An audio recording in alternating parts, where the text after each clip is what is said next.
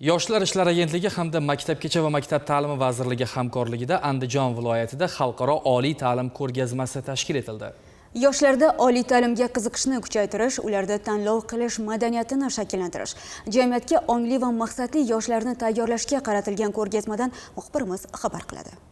Viloyat yoshlar markazida o'tkazilgan mazkur tadbirda Andijonning barcha tuman va shaharlardan kelgan maktab bitiruvchilari, ularning ota-onalari, kollej va texnikum bitiruvchilari, hatto faoliyati davomida bilimini oshirishni istagan mutaxassislar ham ishtirok etdi. Tadbirda 20 dan ortiq xorijiy oliy ta'lim muassasalarining vakillari qatnashib, kelganlarga o'z universitetlari haqida batafsil ma'lumotlar, tanlov shartlari, ta'lim yo'nalishlari, grant imkoniyatlari hamda turar joy va to'lov tizimi haqida tushunchalar berdilar. Yoshlarga bakalavriat bosqichidan tortib magistratura, malaka oshirish dasturlari bo'lgan bosqichlar xususida batafsil ma'lumotlar taqdim etildi.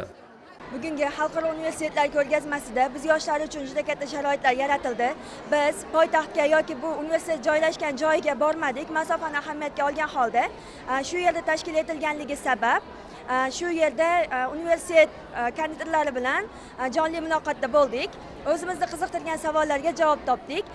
Ko'rgazmaning eng e'tiborga molik jihati u nafaqat shaharda yashovchi yoshlarga, balki chekka hududlardagi maktab bitiruvchilari uchun ham chinakam qulaylik bo'ldi. Aksariyat yoshlar ilgari orzu qilgan oliygoh haqida ma'lumot olish uchun uzoq yo'l bosib, boshqa shaharlarga borishga majbur bo'lar edi. Endilikda esa sarsongarchiliksiz o'z viloyatining markazida bevosita mutaxassislar bilan yuzma-yuz muloqot qilib, o'zlariga kerakli ma'lumotlarni olishmoqda. Universitetimiz haqida ma'lumot berganda o'quvchilar iliq qabul qildi. Chunki bizni Namangandagi binomiz bu Andijon viloyatiga juda ham yaqin joylashganligi uchun, misol bizning talabalarimiz uchun juda ham qulayliklarni ko'proq yaratdi.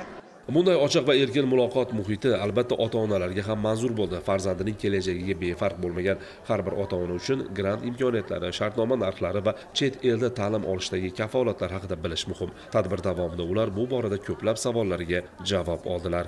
Sardor Otajonov, O'tkir Beguzganov, Andijon yoshlar.